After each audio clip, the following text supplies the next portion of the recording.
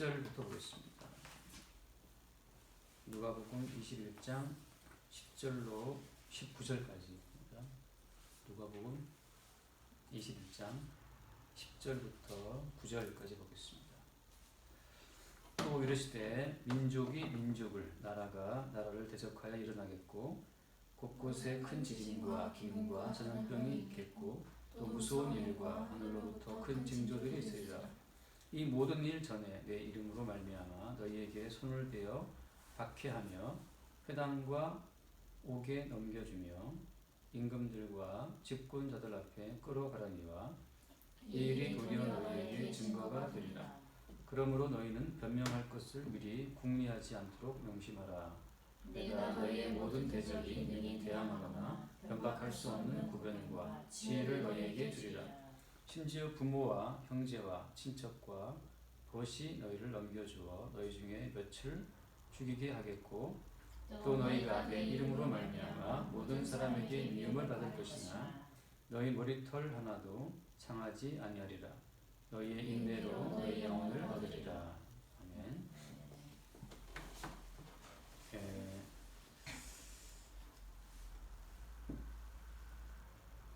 지난주에 성전의 멸망을 예수님이 예언하셨습니다. 성전의 멸망을.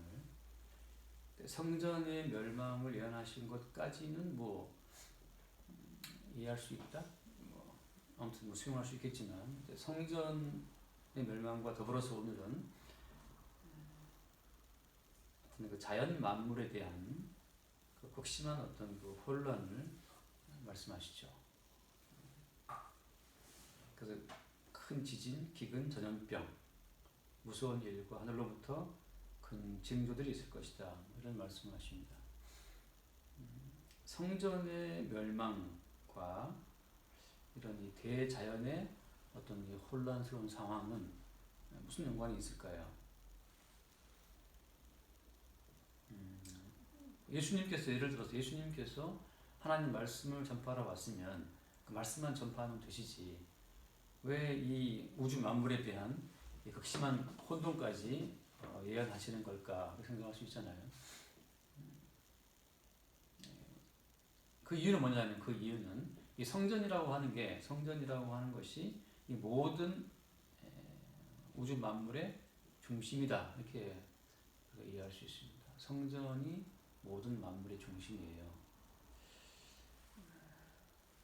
그래서 마치 예를 들어서 우리가 췌장암 걸리면 췌장이라는 것은 굉장히 사람 몸 깊은 곳에 있다고 그러죠. 그래서 발견되면 거의 말기라 그러는데 그러니까 사람 가장 내장 깊은 곳에 있는 췌장에 문제가 생기면 결국 그 사람이 죽게 되는 것처럼 이 모든 우주 만물의 가장 핵심이 어디 있느냐 그 핵심이 성전인데 그 성전이 파괴되면 그 성전을 둘러싸고 있는 모든 만물이라는 것을 자연적으로 같이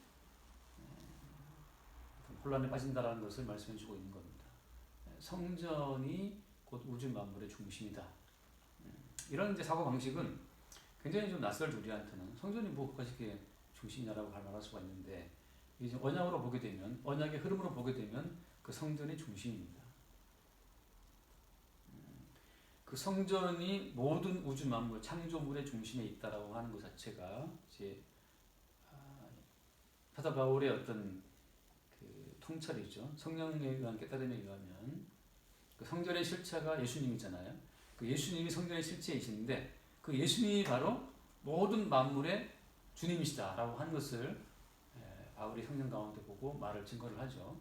그래서 모든 만물이 주를 위하여 그리고 주에 의해서 지은 바 되었다라고 이제 바울이 말씀하고 있는데 그런 것처럼 모든 만물은 왜 존재하는가? 모든 만물은 왜 기능하는가? 해는 왜 뜨는가? 달은 왜 뜨는가? 그 달 뜨고 해 뜨는 것에 대한 이유를 인간들은 알 수가 없어요. 그 자연 현상을 보고 이제 자연적으로 해가 뜨고 달이 진다. 바꿔 말하면 이제 지구가 도는 거죠. 지구가 자전한다, 공전한다는 것을 과학자들이 그 현상은 알아냈죠. 현상은 알아냈지만 그 왜 말이죠. 왜? 그 모든 만물이 기능하는 그 목적 원인에 대해서는 아무도 알지를 못하죠. 근데 성령 가운데에서 그 모든 만물이 예수의 주되심을 위해서 기능한다라고 하는 것을 발견을 했습니다. 그걸 증거하는 거죠. 그 사실이 우리 가운데 믿음으로 들어오느냐? 해 뜨고 달 뜨고 바람 불고 비 오는 눈 내리는 그 이유가 어디에 있느냐? 또 지금 봄이잖아요. 봄이니까 또 꽃도 피고 매화도 피고 벚꽃도 피고 다 피고 있잖아요.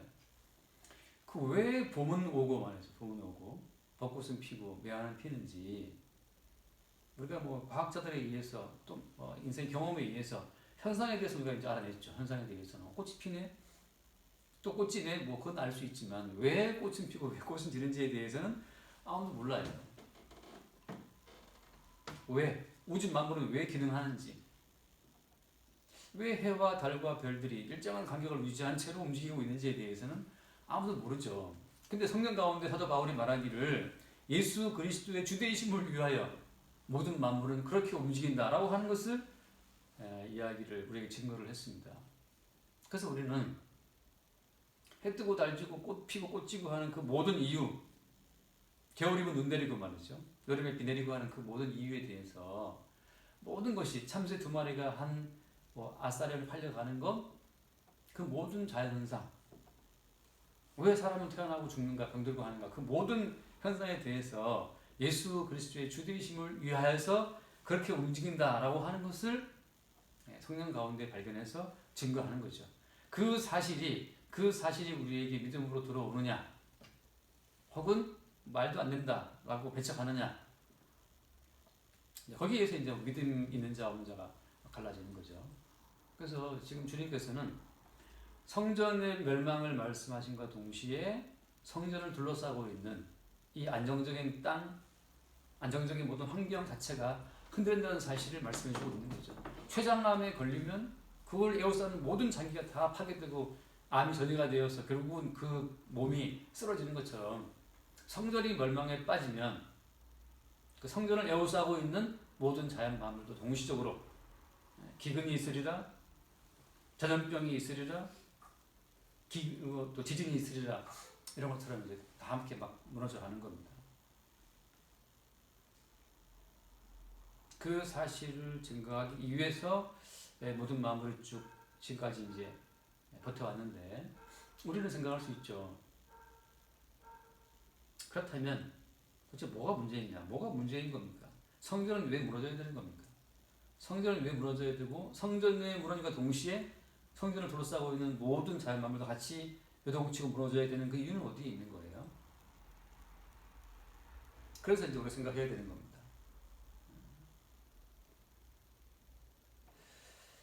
제가 지난 주일 예배를 정리하면서 이런 말을 했어요. 그 주보 요약을 보면 첫 번째 문단에서 진선미를 추구하는 인간의 본성은 신을 향한 성전으로 최종 직결된다, 그런 말을 했어요. 그러니까 인간의 본성은 사실 아름다움을 추구하죠. 진리를 추구하고. 그래서 우리가 미스 코리아 보면 예쁘죠, 좋잖아요. 항상 뭐 원빈 같은 사람들, 그 사람들이 뭐 영화 앞으로 안 찍어도 지금까지 돈 잘 버는 이유는 뭐 때문이에요? 원빈이라는 사람이 뭐 CF에만 나와도 보기가 아름다우니까. 보기가 아름다우면 그 사람을 위해서 지갑을 열죠, 사람들이. 다 아름다움을 추구합니다. 예쁜 사람은 결혼 잘하고 말이죠. 미남자는 다 사람들이 좋아하죠. 그 아름다움을 추구하는 그 인간의 본성이 있어요. 그 인간의 본성이라고 하는 것은 결국은 나중에 이제 구원의 본성으로 다 직결되는데, 그래서 이제 인간의 구원의 욕망을 최종적으로 승화한 그 성전이라고 하는 것이 그렇게 아름답게 꾸며지는 거예요. 인간이 상상하는 모든 아름다움을 담고 또 담아서 성전을 짓는 겁니다. 그것이 곧 신을 향해 들을 수 있는 최대의 아름다움이니까. 사람이 아름다움을 보고 좋아하듯이 신도, 하나님도 아름다움을 보고 좋아하실 거야 라고 해서 이제 그렇게 아름다운 것들을 가지고 미석으로 꾸몄다 했잖아요. 그 아름다운 돌과 허물로 꾸민 것을 말하매라고 하는 것처럼 아름다운 돌로 하나님께 드리는 겁니다. 이렇게 아름다운 것을 우리 인간이 좋아하는데 하나님도 이렇게 아름다운 것은 좋아하실 거야 라고 생각하는 거죠. 그래서 이렇게 아름다운 돌들로, 아름다운 작품들로 꾸며가지고 거기에 뭐 금에다가 뭘 새기고 은에 무엇을 새기고 돌에 뭘 새겨서 그렇게 극진하게 성전을 꾸며서 하나님께 바침으로 하나님을 향한 어떤 구원을 희망하는 거죠. 이렇게 바치면 하나님께서 우리를 구원하실 거라고 생각하는 겁니다. 근데 그렇지만 하나님은 그 성전을 원하시지 않는다. 하나님이 왜 그 성전을 원하시지 않고 하나님이 왜 그 성전을 파괴하시는 걸까요? 하나님이 그 성전을 파괴하시는 그 이유가 뭐 때문입니까? 하나님이 성전을 파괴하시는 그 이유는 뭐 때문에 그 뒤에 나와 있지만 진리를 향한 인간의 마음은 하나님이 금지하신 선악을 알게 하는 나무로부터 유래됐기 때문이다. 여러분, 진리를 향한 마음, 바르게 살아야겠다, 참되게 살아야겠다. 우리가 아는 그 진선미를 향한 마음이라고 하는 것이 그게 그 뿌리가 하나님께서 원하시는 뿌리가 아니에요. 진리를 향한 마음, 참되고 바르게 살아야겠다는 그 마음 자체가 그게 하나님이 원하시는 뿌리에서 온 것이 아니기 때문에 그걸 하나님이 기뻐하시지 않는 겁니다. 양심껏 사는 것을 기뻐하실까요, 하나님? 양심을 따라 살아가는 삶을 하나님께서 과연 기뻐하시겠습니까? 그 양심을 따라가는 삶, 악을 버리고 그리고 선을 추구하는 삶, 그 삶을 하나님이 기뻐하시지 않는다. 이게 문제입니다. 이게 인류의 커다란 착각이에요.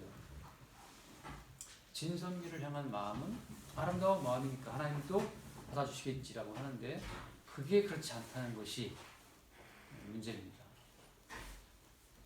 그래서 지금 하나님에 대한 인간의 그 인식에 아주 근본적인 문제가 있는 거예요. 근본적인 문제가.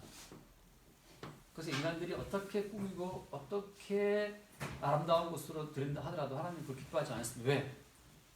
왜냐하면 거기에는 창세기 1장 2장하고 창세기 3장 사이에 아주 넘어설 수 없는 큰 간격이 있습니다. 창세기 1장 2장의 세계와 창세기 3장 이후의 세계는 완전 다른 세계예요. 지금 우리가 알고 있는 진선미에 대한 모든 가치는 창세기 3장 이후에 나온 겁니다. 창세기 3장 이후에 무슨 사건이 있었죠? 그 창세기 3장에 선악과를 먹은 사건이 있었는데 그 선악과를 먹고 나서부터 우리에게 형성된 진선미의 가치, 선악과를 먹고 나서 우리에게 생겨난 그 양심이라고 하는 거, 그 선악과를 먹고 난 이후에 이미 우리는 그 선악과의 사상에, 선악과의 본능에 빠져있기 때문에 무슨 양심이 기능한다 하더라도, 무슨 진선미의 근거에서 살아간다 하더라도 그건 다 죄가 되는 겁니다.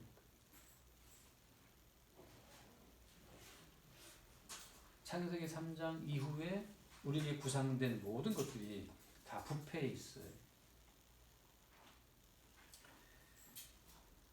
그리고 인류 문화는, 인류의 모든 문명이라고 하는 것은 창 3장 이후, 다시 말하면 선악과에 기반을 둔 여러 가지 가치에 기반을 두고 굴러가고 있습니다. 거기서 나온 진선미라고 하는 것은 하나님 보시기에 전혀 쓸모없다고 하는 것이죠. 자, 이제 예수께서 오셔서 지금 성전을 무너뜨리신 이유는 뭐 때문이냐?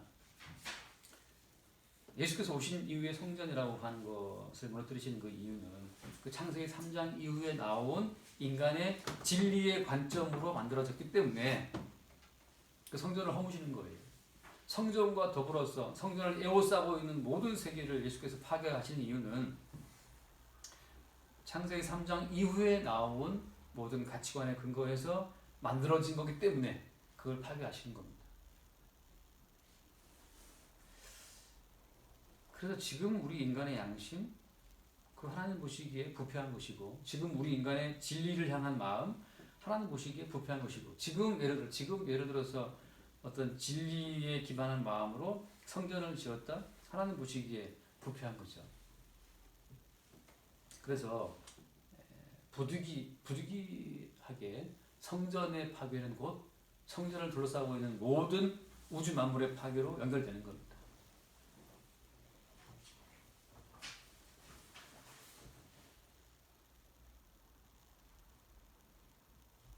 자, 그래서 예수께서 오신 것은 뭘 말하냐면, 예수께서 오신 것은 어디서 오신 겁니까? 예수님이 오신 세계는 창세기 1장, 2장의 세계에서 오신 거예요. 다시 말하면 언약이죠, 언약. 예수께서 오시는 세계에는 언약의 세계에서 진입했습니다, 이 땅에. 예수님께서는 창세기 1장, 2장의 세계의 언약을 가지고 오신 거예요. 근데 창세기 1장, 2장의 세계의 언약이라고 하는 것은 3장 이후에 나와 있는 인간들이 선악과를 먹고 구축해 놓은 이 세계관하고 너무나 맞지 않습니다. 이미 인간은 인간 나름대로의 하나님의 이미지를 갖고 있어요. 인간 나름대로의 어떤 메시아의 이미지를 갖고 있습니다. 그 어떤 겁니까? 인간들이 품고 있는 어떤 메시아의 관점, 메시아에 대한 이해라고 하는 것은 인간 나라고 하는 나 개인을 존중해주는 메시아를 다 사람들이 기대합니다. 그러니까 나라고 하는 존재는 계속 가야 돼요. 나의 존재를 계속 유지하는 상태에서 우리는 메시아를 기대합니다. 그것 때문에 문제가 되는 거죠. 나의 존재감을 계속 지켜주는 그 메시아를 사람들은 쭉 기대한단 말이에요. 근데 그 메시아는 어떻다? 그 메시아는 선악과를 먹고 난 인간들이 상상해내고 기대하고 바라는 그 인간들의 창조물로서의 메시아예요. 그 메시아는 누구를 존중해준다? 나를. 당신은 사랑받기 위해 태어난 사람으로서 나를 존중한다고 하는 거죠. 아무도 나를 알아주지 않아도 나를 알아줄 그 어떤 메시아를 우리는 기대하는 겁니다. 근데 창세기 1장, 2장의 언약 세계에서의 메시아는 그렇지가 않아요. 언약 세계에서의 그 주님은 주님의 뜻을 위해서 우리를 벌거 벗기운 채 살게 하시는 분이에요. 벌거 벗기운 채 살게 해도 no problem. 아무런 문제가 없는, 자기의 개인적인 자존감 따위는 생각하지 않는, 그 인간의 개인적인 자존감 따위는 생각할 수도 없는 그런 피조물들을 만들어 놓고 기뻐하시는 분이, 그게 이제 창세기 1장 2장에 나와 있는 주님이죠. 그러나 지금 우리가 상상하는 주님은 말하자면 천국에 들어가도 천국의 좋은 자리를 기대하는 그 메시아입니다. 천국에 들어가도 나쁜 저기 어디 밑에 자리 가는 건 원치 않고 주님의 좌편과 우편을 기대하는 그런 메시아를 우리가 다 꿈꾼다고 하는 거죠. 학교에 가면 왕따를 싫어하고 죽기를 무서워하고 높아지기를 원하고 그러한 어떤 메시아를 우리 창세기 3장 이후의 인간들이 만들어냈습니다. 그래서 모든 교회들이, 모든 종교가 다 그 인간의 개별적인 종기성을, 존엄함을 지켜주는 선에서의 메시아를 상상한다고 하는 거죠. 그러니까 나의 존귀함을 보장해주지 않는 메시아는 인간들이 믿지 않습니다. 그래서 여러분 생각해 보세요. 나에게 적당한 돈을 주지 않고, 적당한 건강을 주지 않고, 적당한 존재감을 주지 않는 메시아를 누가 믿겠습니까?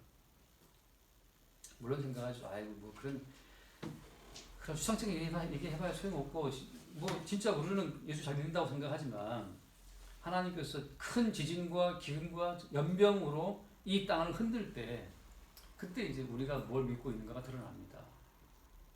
왜 주님께서 성전을 파괴하시고 지진과 기근과 전염병으로 이 인류, 우리를 둘러싼 환경을 뒤흔드시는가 하면, 우리의 그 본질, 숨겨진 본질, 우리의 그 자아의 배후에 숨어서 우리를 조종하고 있는 그 마귀를 끌어내려고 하시는 주의 어떤 하나의 계획이에요.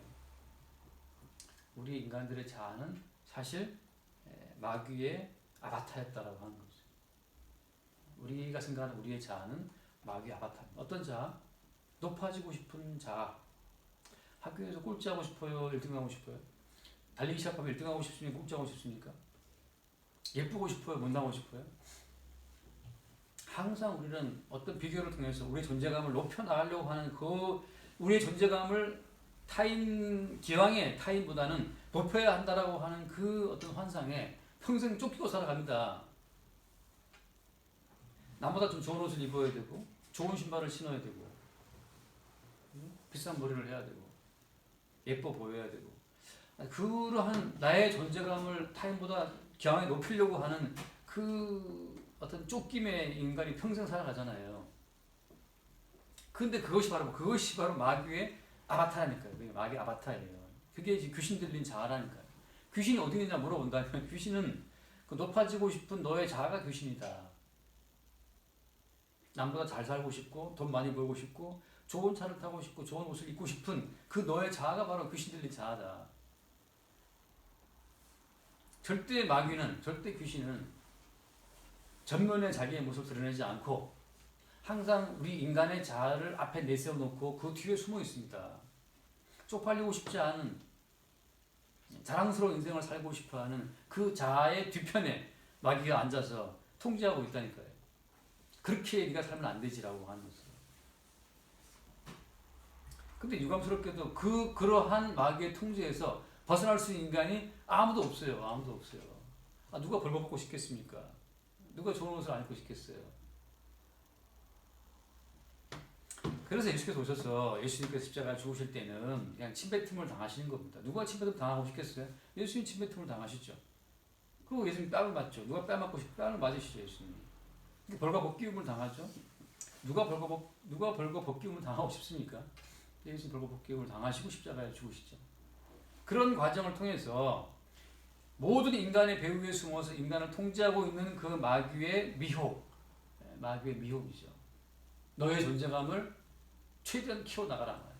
이 땅 가운데에서 쪽팔린 인생을 살면 안 되지라고 하는 그 마귀의 미혹으로부터 벗어날 자가 아무도 없는데 예수님께서 홀로 그 마귀의 미혹에서 벗어나셔서 홀로 벌거벗기고 십자가에 죽으시는 거예요. 마귀가 짜놓은 프레임 자체에 걸러들지 않는 유일한 분이 그분이 주님이신 겁니다. 예수님께서 그렇게 죽으시고 나서 다시 성도 가운데 오시게 되면 뭘 알게 하시냐 하면 우리의 자아라고 하는 것이 사실은 우리의 자아가 우리가 꿈꾸는 자아답게 나되기 위해서는 항상 어떤 배경이 필요해요. 배경이. 안정적인 환경이 필요하다고 하는 거죠. 그 안정적인 환경을 주님께서 지진으로 흔드시는 거예요. 우리의 자아가 편안하다. 오늘 뭐 영화 한 프로 봐도 되겠어. 오늘 뭐 드라마 봐도 되겠어. 오늘 뭐 꽃 보러 가도 되겠어. 그렇게 꽃 구경 가고 뭐 삶을 즐길 수 있는 그 안정감이라고 하는 것은 뭔가 지금 우리 삶의 주변에 많은 어떤 배경들이 그냥 그 자리에 있기 때문에 가능한 거거든요. 그냥 그 자리에 모든 마무리 있기 때문에 우리가 뭔가 이제 우리의 안정적인 자아를 구상할 수가 있는데 주님께서 지금 지진을 일으킴으로 말미암아서 그 안정적인 배경을 주님께서 이렇게 뭐랄까요? 요동치게 하시는 겁니다. 우리 자아가 안정적인 배경 가운데에서 자기가 추구하는 삶을 살아갈 수 없도록 다시 말해서 인생의 주체가 내가 아니라고 하는 그 사실을 주님이 알게 하시는 거예요. 인생의 주체가 내가 아니었구나. 항상 인생의 주체가 나라고 생각하고 있는 그 어떤 미신이죠. 미신. 그 미신을 주께서 지진과 기근과 전염병으로 흔들므로 말미암아서 우리에게 알게 하시는 겁니다. 인생의 주체가 내가 아니었다라는 것을. 그럼 인생의 주체가 누굽니까? 인생의 주체가 누구냐? 그 뒤에 말씀 봅시다. 10절 말씀, 12절에 이 모든 일 전에 내 이름으로 말미암아 너에게 손을 대어 박해하며 회당과 옥에 넘겨주며 임금들과 집권자들 앞에 끌어가려니와 이 일이 도리어에게 증거가 되리라. 지금 안정적인 모든 이 자연 환경을 주님이 흔들어 버리기 전에 무슨 일이 있다고요? 내 이름으로 말미암아, 다시 말하면 예수 그리스도의 이름으로 말미암아서 성도가 박해받는 일이 생긴다고 하는 거죠. 이건 또 무슨 웬 상관입니까? 요동치는 자연 환경 그 전에 성도가 예수의 이름 때문에 박해받는다는 일이 벌어진다는 것은 무슨 뜻이에요? 무엇으로 말미암아? 예수의 이름으로 말미암아.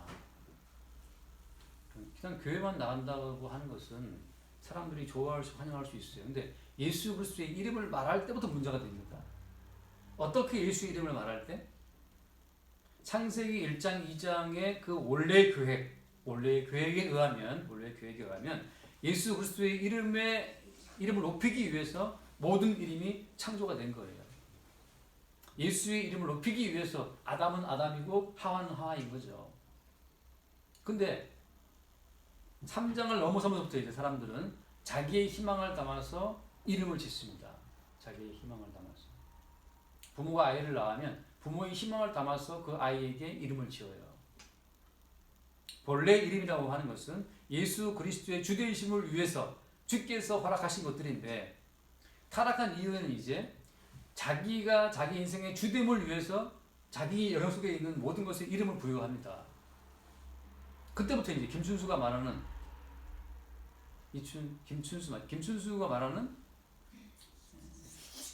김춘수가 말하는 대로 자기가 의미를 부여하는 대로 이름이 되어버려요. 자기 중심으로, 자기가 주된 세계의 중심으로 모든 세계를 재편성하는 겁니다. 이제 창세기 1장 2장의 세계는 예수의 주되심을 위한 세계였으나 3장 이후의 세계에는 이제 인간이 스스로 자기가 주인이 되어서 자기가 주인된 세계를 건설하기 위해서 이름을 부여하기 시작해요. 저마다의 빛깔과 향기가 있다라고 할 때 그 저마다의 빛깔과 향기가 왜 있는지에 대해서 묻지 않습니다. 예수 그리스도의 주되심을 위한 빛깔과 향기라고 하는 것을 그들은 전혀 생각할 수 없죠. 선악과를 먹고 추방된 이유 때문에 자기에게 의미가 있는 빛깔을 취하는 거죠. 그래서 우리도 물어보죠. 언니는 무슨 색깔이 좋아? 루비가 좋아, 사파이어가 좋아 물어본단 말이에요. 요새 게임 하나 한 게 있어요. 게임 이름이 뭐였더라? 보석을 모아서 팔고 하는 그런 비슷한 땅 파는 게임하고 비슷한 게임인데, 게임 이름이 뭐지? 생각이 안 나요. 그래, 나는 빨간 루비가 좋아, 나는 사파이어가 좋아 하는 것처럼 나에게 의미가 있는 대로 향기를 취하고 색깔을 취하죠. 그리고 이름을 짓습니다. 넌 루비다, 넌 사파이어다. 루비의 뜻은 뭡니까? 진주의 뜻도 다 있잖아요. 거기에서 창세기 1장 2장의 세계, 다시 말하면 언약의 세계로부터 오신 주님이 야, 너희 중심으로 쌓아놓은 모든 이름들은 다 폐기처분한다. 내가 곧 주다. 내가 곧 길이요 진리요 생명이다. 내게로 말미암지 않고는 아버지께, 다시 말하면 인간들이 만들어놓은 창세기 3장 이후의 세계가 아니고 창세기 1장 2장의 원래 언약의 세계로 돌아갈 수가 없다라고 주님이 말씀하시는 거죠. 그 예수 그리스도의 이름을 믿지 않으면 구원도 없다.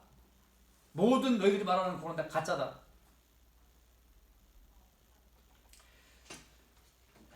다시 말하면 뭐랄까요? 제가 아는 목사님 한 분이 양평 식당을 하시는데 가끔 제가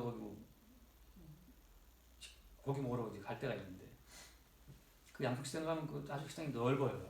지금 거의 매출 떨어졌더라고요. 그 가면 넓은 식당에 그 이모님이 계시는데 그렇게 이모님이 아주 좋아요. 항상 이제 친구 목사님 항상 그러죠. 그 이모님이 너무 좋은 분들라서 맡겨놓고 가기 간다는 거예요. 맡겨놓고 가서 이제 휴대폰으로 이제 보고 있는 거예요. 잘 손님 만나면 필요할 때만 가서 좀 도와주고 바쁠 때만 도와주고 항상 그 이모가 다 처리한다는 거죠. 그래서 이제 오는 식당 단골들이 그 이모가 그 식당 주인인 줄 안다는 거예요. 그리고 그 목사님을 남편으로 알고 그러면 이제 남편 오늘 안 보이네. 사실은 목사님이고 그 사장인데 그분이 이제 충성스럽게 일을 잘 하시니까. 근데 만약에 진짜 그 이모님이 돌아가지고 내가 여기 주인이다 라고 한다고 쳐봅시다. 내가 이 식당 주인이다. 본인이 그 매출을 다 그냥 이마에 붙겠다고 집에 가져가고 말이지. 본인이 막 다 마음대로 한단 말이지. 그렇게 오랜 세월이 지났다고 쳐요. 다들 알고 있어. 그 이모님이 식당 주인을 알고 있어. 근데 어느 날 이제 그 주인이 간 거예요. 가서 내가 여기 주인이다 라고 말할 때 그동안 그 여자 이모님이 주인으로 알고 거기를 출입했던 많은 영감쟁이들하고 이제 막 노인네들하고 그 아저씨들이 다 어떻게 한번 이렇게 말도 걸어보고 막 이렇게 했었던 그 노인네들이 다 놀래면서 충격을 받으면서 그럴 리가 없다라고 말할 수도 있을 것이고 복잡할 거 아니에요. 마치 너무나 오랜 세월 동안 그 식당에 근무를 해서 내가 주인이라는 사실을 본인도 믿어버렸어. 본인도 믿어버리고 있는데 어느 날 문득 진짜 주인이 와서 결산합시다. 그랬을 때 그 마지막 가짜 주인이 진짜 주인을 몰아내고 고발하고 진짜 주인을 죽여버린 그런 케이스가 말하자면 십자가 사건이라고 하는 겁니다. 우리의 몸은 우리 것이 아니고 주님께서 우리의 몸을 잠깐 우리의 몸을 통해서 살게 하신 거거든요. 근데 워낙에 우리가 오랫동안 이 몸을 입고 살다 보니까 이 몸의 주인이 난 줄 알아. 이게 내 손이고 뭐 내 얼굴이고 뭐 내 머리카락이고 다 내 몸이 내 걸 알고 산다 이 말이죠. 근데 어느 날 주님 오셔서 네 몸의 주인은 나야. 네 인생의 주인은 나다. 결산하자. 네가 나를 위해서 뭘 했느냐. 라고 할 때 우리는 예수의 이름이 우리 인생의 주인이라고 하는 그 명의 변경을 우리가 할 수가 없는 거예요. 내가 나의 주인이지. 정춘하라고 하는 이름 촌스럽지만 정춘하라는 이름이 나다 말이지. 이걸 부인할 수가 없는 거예요. 거기에서 이제 항상 뭐가 벌어진다? 십자가의 사건이 벌어집니다. 근데 기근과 지진과 연병이 왜 벌어지느냐 하면 네가 너의 진짜 주인이 맞아 라고 하는 그 우리의 주인됨을 그거를 우리가 우리의 주인이 아니라는 사실을 폭로시키기 위해서 주님께서 우리의 환경을 흔드시는 거예요. 네가 진짜 너의 주인이라면 네가 네 몸을, 네가 너의 삶을 한번 통제해보고 살아봐라 이 말이야. 네가 진짜 네 몸의 주인이야? 그럼 네 몸에 생긴 네 암을 한번 네가 제거해보든지 해보든지. 네가 네 몸의 주인이야? 그럼 네가 네 몸에 증가를 한번 없애보든지. 없앴는데 좀 시간 지나니까 흘러내리잖아요. 흘러내리고 보톡스의 후유증이 있지 않습니까? 그래서 가끔 말하기를 기근과 지진과 연병이 벌어지는 그것이 복인 거예요. 다시 말하면 우리 인생의 주인이 우리가 아니라는 사실을 알게 해주는 그게 복입니다. 아, 주인이 따로 있었구나. 주인이 진짜 주인 오셨네. 진짜 주인 오셨네. 그게 예수인데 그거를 발견할 때 그게 복이 있는 사람이에요. 복 있는 사람, 그 사람이 복 있는 사람이에요. 가난한 사람은 복이 있다. 그거 왜 복이 있는 겁니까? 그 큰 식당을 집건 줄 알고 막 깝치고 살았는데 진짜 주인이 오므로 말미암아서 진짜 주인이 오지 않으면 해결이 안 되는 일들이 있어요. 거기에 걸어놓은 비밀번호 같은 거 도저히 알 수 없는 거, 그 주인이 와야만 풀리는 그 비밀번호, 주인이 지문을 대야만 열리는 어떤 그런 금고, 그런 것처럼 주인이 와야만 풀리는 문제가 있죠. 그 주인이 와야만 풀리는 그 문제 오기까지 우리가 주인이 아니라는 사실을 일깨워주는 사건들이 기근과 지진과 전염병인데, 그런 사건을 통해서 우리의 의지로 통제가 안 되는 실상을 보게 됨으로 말미암아 진짜 주인 되신 예수를 알게 되는 사람들이 복이 있는 겁니다. 내 것은 아무것도 없었다. 모든 것이 주의 것이었다. 지금 이 싸움이죠. 그래서 성도는 와서, 성도는 왜 박해를 받느냐 하면, 성도가 항상 이 말을 해서 박해받는 거예요. 말하자면 네 인생의 주인은 네가 아니고 예수님이 네 인생의 주인이다. 이제는 네가 오랜 세월 떠나 살았지만 예수님 본인이 피를 흘리고 그 피값으로 너를 다시 샀다 말이지. 너의 인생의 주인은 네가 아니고 예수님이다 라고 하는 그 사실을 증거하는 것 때문에 욕을 먹는 겁니다. 어제 신문을 보니까 세계 한 3, 4위 부자쯤 되죠. 일본 소프트뱅크 손정의 회장이 굉장한 부자잖아요. 근데 이번 코로나 사태 때문에 정말 전 놀랐어요. 지금 급하게 50조 원 되는 그 주식을 팔아치우고 지금 난리가 났습니다. 손정의가 있으면 소프트뱅크 막 제국이죠 거의. 전 세계 모든 유명한 회사들은 다 대부분 주식을 사가지고 거기에 투자를 굉장히 하고, 우리나라 쿠팡에도 손정의가 엄청나게 돈을 때려박았거든요. 근데 쿠팡 지금 1조 원씩 적자하고 있어요. 그런 식으로 알리바바 어디 해서 그냥 전 세계 그 스타트업부터 해서 많은 기업들을 손정의가 주식으로 갖고 있어요. 근데 엄청나게 많은 은행에 빚을 내서 그걸 산 것들이거든요. 근데 코로나가 오면서 경제가 딱 스톱되니까 모든 회사의 주식이 같이 떨어지고 있는 상황이잖아요. 손정의 자산 가치가 지금 엄청나게 하락되고 있어요. 그것 때문에 은행에서 다시 지금 채권을 회수해야 되냐마나 고민에 빠져 있다는 거죠. 그래 급한 나머지 지금 현재 50조 원 이상의 그 주식을 막 팔아가지고 다시 뭐 어떻게 하고 있다고 뭐 애를 쓰고 있다 그래요. 우리나라 쿠팡 파는 건 일도 아닌데 쿠팡은 지금 적자 1조 그 팔려 해봤자 팔리지도 않고.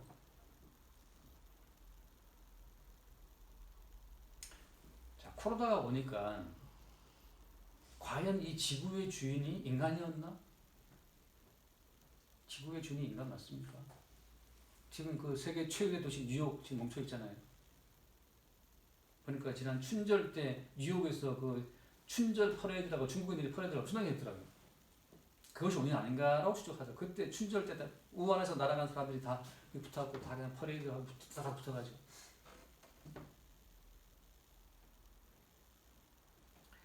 전염병이 돌면 비로소 이 지구의 주인이 인간이 맞나? 라는 생각을 품게 되죠. 여러분 개인적으로 성도에게도 개인적인 기근, 개인적인 지진, 개인적인 연병이 있습니다. 그럴 때 옷 고신 오신 분인가요? 이 코로나 와중에도 저기는 본성 잘 장사 잘 되고 있어요. 항상 옷 고치러 가요. 그리고 발열하지만 마스크도 안 쓰시고 약 돌리시면서 생계를 위한 모든 일은 그래도 움직이고 있어요. 먹고 살아야 되는 거니까. 그리고 이제 또 봄이니까 또 벚꽃도 가야 되고 또 아무튼 생계를 위한 놀이와 이 삶의 심심함을 살리기 위한 일들 계속 벌어지고 있습니다. 저도 일주일에 한 2번씩은 영화를 보고 집에서 TV로 오늘 무슨 영화 볼까? 그런 개인적인 기근, 극심한 돈 가문, 개인적인 지진, 큰 어떤 개인적인 삶에 어떤 흔들리는 사건들이 생기고 연병이 생기면 그때 우리는 알죠. 인생의 주인이 과연 나이긴 했나? 그동안 우리는 어떤 환상에 속아 살아온 거예요. 인생의 주인이 나인 것처럼. 그러나 예수 그리스도의 이름이 증거합니다. 네 인생의 주인은 네가 아니라는 사실을. 그 네 인생의 주인 네가 아니라고 하는 그 사실 때문에 박해를 받고 옥에 넘겨주고 임금들한테 뭐 끌려간다고 하는 말이죠. 끌려간다고 하는 말. 단 하나의 진실을 말하기 때문이죠. 지금 우리 인간은 절도며 강도처럼 다 예수의 주되심의 세계에서 자기들이 주인인 것처럼 지금 행세하고 살고 있어요. 화장이 안 보인다고 자기가 주인인 것처럼 식당을 줄이려는 어떤 이모님처럼 말이죠. 그렇게 우리 모두가. 그래서 그 뒤에 말씀 14절 말씀. 그러므로 너희는 변명할 것을 미리 궁리하지 않도록 명심하라. 뭘 변명하려고 생각하지 마라. 왜냐하면 예수 그리스도가 주라는 사실을 알게 된 사람들은 변명할 게 필요가 없어요. 예컨대 코로나 바이러스 그거 주께서 걸리게 하시면 걸리는 겁니다. 답은 그거예요.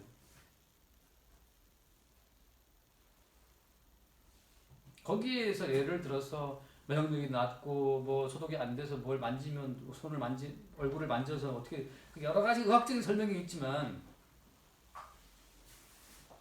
그리스도 예수께서 역사하시는 자에게는 변명할 것이 필요가 없는 게 참새 2마리 떨어지는 것 주께서 허락하셔야 됨. 그 코로나 바이러스 주님이 허락하시면 걸림. 나 걸렸다. 주님이 허락하신 것임. 나 앓다가 40도 넘어서 죽었다. 주께서 허락하신 것임. 나 나았다. 주님이 낫게 하신 것임. 나 부자 되었다. 주께서 부자 되게 하심. 아니 모든 것에 대해서 아주 심플합니다. 에덴 동산에서 벌겁고 살았잖아요. 아담과 하와가.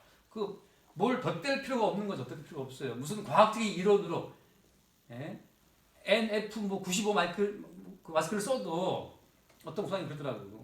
워낙에 이 코로나 바이러스가 아주 작기 때문에 심지어 항아리 사이도 침투해 들어간대요. 그렇기 때문에 마스크 90% 써도 그게 95%가 걸러준다는 말을 하는 모르지만 써도 들어갈 수 있다는 거죠. 걸리려면 걸리는 겁니다. 많은 이론으로 많은 무슨 의학적 지식으로 덧대지만 변명할 게 필요가 없어요. 딱 하나밖에 없어요. 주께서 허락하신 것이. 그 주님께서는 이 틀어진 이 변형된 인류의 방향을 바로 세우기 위해서 창세기 1장 2장의 언약의 세계를 가지고 오셔서 이 아들아 지금 잘못됐다 이거. 지금 마귀에게 속고 있는 것이고 마귀가 쏘아 올려준 그 환상의 세계에 너희들이 빠져있다. 너희들이 주인이 아니야. 많은 것으로 염려하고 걱정하고 근심한다 할지라도 너희를 지킬 수 없다는 그 사실을 주께서 말씀하실 때 그것 때문에 꺼져라 우리가 주인이라고 예수를 죽였던 그 사건의 당사자가 우리 모두예요 사실은. 지금 예수 믿는 사람들은 깨끗하고 아주 아름다운 모습으로 예수 믿는 게 아닙니다. 자기의 주인됨을 내세운 것 때문에 예수를 죽인 그 사건에 연루된 상태에서 우리가 예수를 알게 된 거지. 그 예수의 피 흘리심이 없이 나는 예수님께 조금도 해끗이지 않고 아주 예수님을 섬겨드리기만 하고 인생을 살아온 사람이라고 그렇게 자기를 꾸미는 사람들은 아직 성령으로 예수를 만나지 못한 사람입니다. 자기의 죄인됨을 모르는 사람이에요. 장 3장 이후에 선악과를 먹은 양심으로 자기를 단장하는 사람이지 성령으로 우리에게 들어오신 그분에 의해서 예수를 만나게 된 사람들은 내가 핍박하는 예수라고 하는 그 핍박하는 예수 그리스도를 만나게 되는 겁니다. 이사야가 성경에 봤던 것처럼 화로가 나여 죽게 되었다라고 하는 그 이사야 고록처럼 예수를 박해한 자, 십자가의 사건에 연루된 자로서 예수를 믿게 되는 겁니다. 참 기가 막히는 상황이죠. 호세아의 아내가 음란한 여인이었다. 호세아가 참 가정을 꾸렸어. 알고 봤더니 그게 음란한 여자였네. 예수를 믿는데 누가? 알고 봤더니 그 예수 믿는 그 사람이 예수를 죽인 사람들이었어요. 그렇게 연결되어 있는 겁니다. 예수를 죽이는 사건에 연루된 자들이 다 예수를 믿는 자들이고 예수를 죽였음에도 불구하고 그 사실을 모르는 자들이 자기의 의로움 있는 자들이 예수를 모르는 자들인 거죠. 그 뒤에 말씀 보세요. 15절 말씀. 내가 너희의 모든 대적이 능히 대항하거나 변방할 수 없는 구변과 지혜를 너희에게 줄 것이다. 지혜라고 하는 것이 뭡니까? 여기서 우리가 아주 현란한 변호사를 이을 수 있는 아주 비단결처럼 아주 부드러운 그런 어떤 말을 한다고 여러분 생각하지 마세요. 모든 사람이 대항할 수 없는 구변과 지혜라고 하는 것이 뭡니까? 세상이 감당치 못할 지혜라고 하는 것이 뭐예요? 그 지혜라고 하는 것은 유대인들은 거리끼고 헬라인들은 미련하게 여기는 그 십자가에 죽으신 예수 그리스도가 그것이 우리에게는 지혜예요. 십자가의 예수 그리스도가 헬라인들은 미련한 것이고 유대인은 거리끼는 것이지만 구원함을 받은 우리에게는 하나님의 능력이고 지혜라고 말하지 않습니까? 아니 이 지혜 말고 세상을 이길 수 있는 그런 구변과 지혜가 어디 있어요? 말을 잘 안 빠져나올 수 있습니까?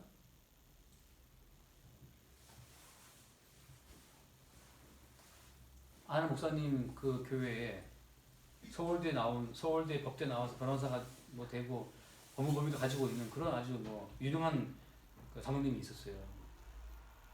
그 장로님이 사업한다고 사업을 벌리면서 워낙 유능하신 분이니까 목사님 믿었죠.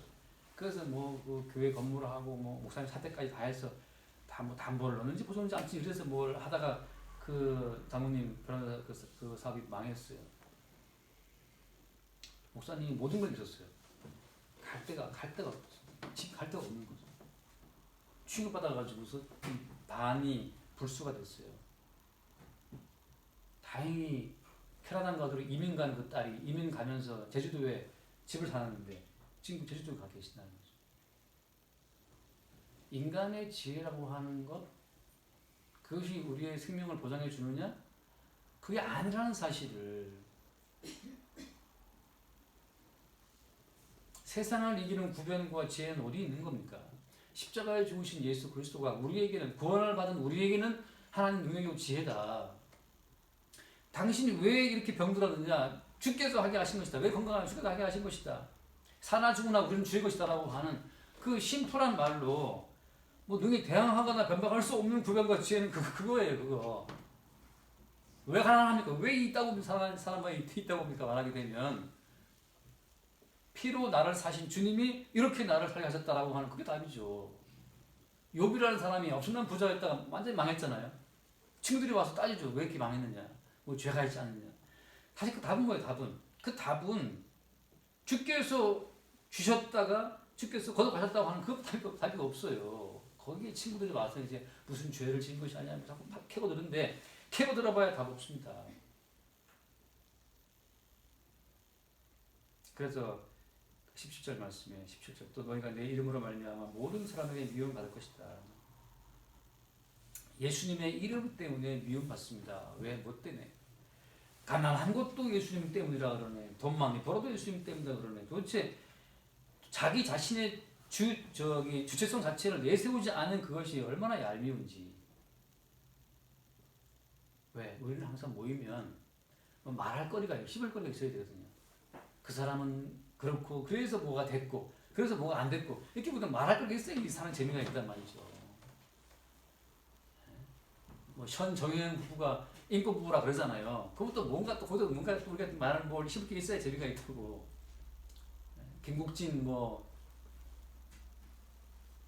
국수 커플을 하더만 김국진 강수지 커플이 또 어떻게 됐다 뭐 그런 다 씹을 게 있어야 되는데 서울대 뭐 수석 당하다 못했다 뭐 되게 뭐 말할 거 있어야 되는데 예수 그리스도의 이름이 주어지게 되면 모든 이론을 모든 말들을 다 파야버립니다. 그거 주께서 하신 것이다. 십자가에 죽으신 주님이 자기의 피값으로 이루신 것이고 세우신 것이고 그 한마디 말이 인간이 자기의 땀과 노력과 헌신을 들여 세웠던 그 모든 바벨탑을 다 쓰러뜨리는 것 때문에 그렇게 미운 거예요. 엄마가 나를 사랑했다고 주께서 사랑하게 하신 거야.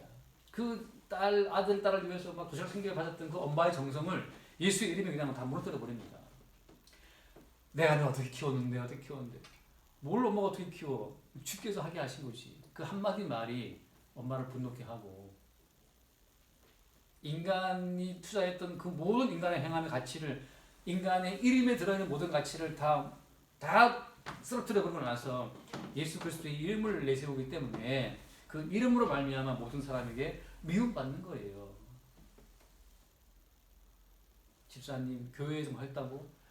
주께서 하게 하신 겁니다.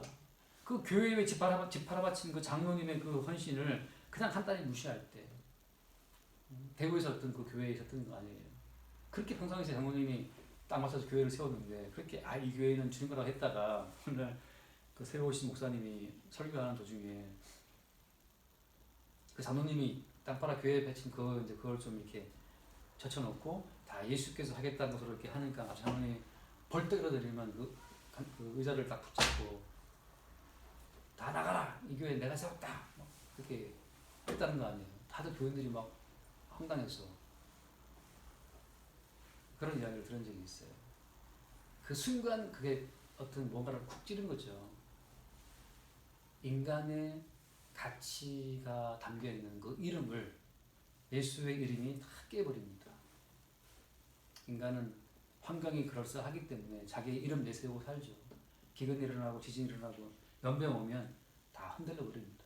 흔들리는 그것이 여러분 복인 줄 아시기 바라요. 그걸 통해서 인생의 주인이 지금껏 살아온 이 삶의 원동력도 내게 있지 않고 주의 이름에 있었다는 사실을 보게 될 때 그때 우리는 모든 영광을 주께 돌리게 되고 창세기 1장 2장에 원래 주님 계획했던 그 원래의 의도대로 모든 만물이 주를 위해서 만들어졌고 주를 위해 기능한다라고 하는 그 본래의 취지가 우리 가운데 이루어질 때 우리가 예수의 이름으로 하나님께 영광을 돌리게 되는 겁니다.